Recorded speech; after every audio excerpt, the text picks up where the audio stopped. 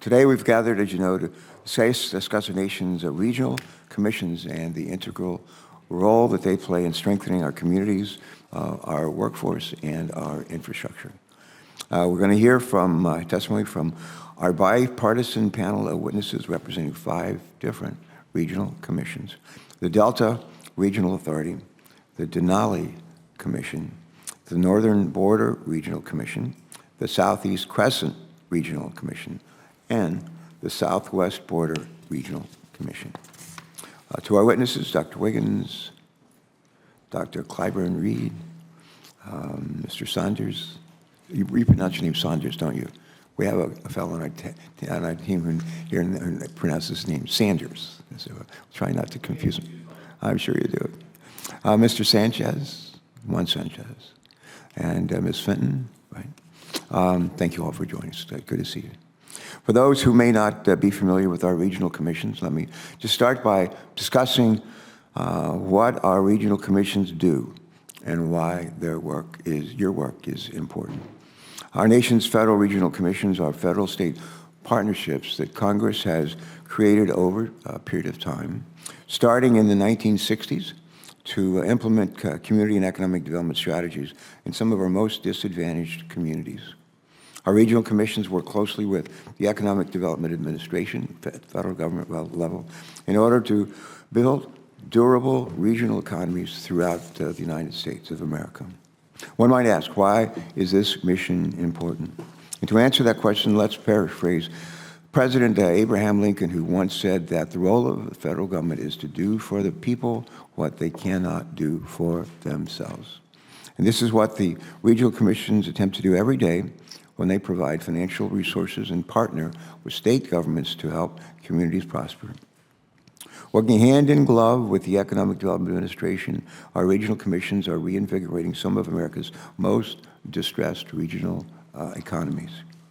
I know just how important this kind of work is for our communities. Right now, right after I came home from my 3rd and final tour in Southeast Asia during the Vietnam War as a naval flight officer, I moved to Delaware, earned an MBA, and I went to work coming out of graduate school for the Delaware Economic Development Authority.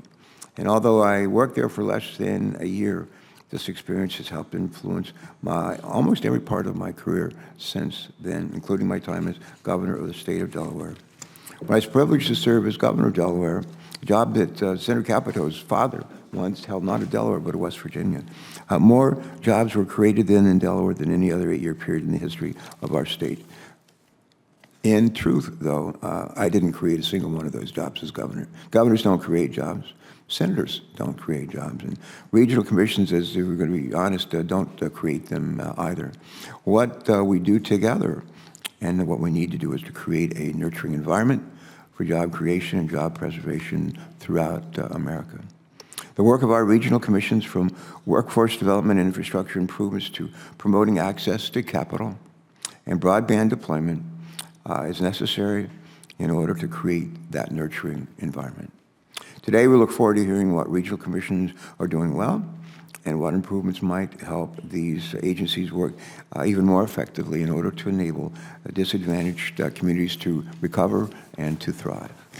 As members of this committee have oftentimes heard me say, we need to find out what works and do more of that. Regional commissions have used bipartisan infrastructure law funding to support more than 300 projects in 19 states, 300 projects in 19 states. Commissions have used their funding in diverse and innovative ways. For example, last year, the Delta Regional Authority funded infrastructure projects to support a $5.6 billion with EB, $5.6 billion investment by Ford in a new electric truck manufacturing plant in Tennessee. In Alaska, the Denali Commission provided technical assistance to the Alaska Native Tribal Consortium to help secure over $90 million in federal funding for broadband infrastructure in remote communities.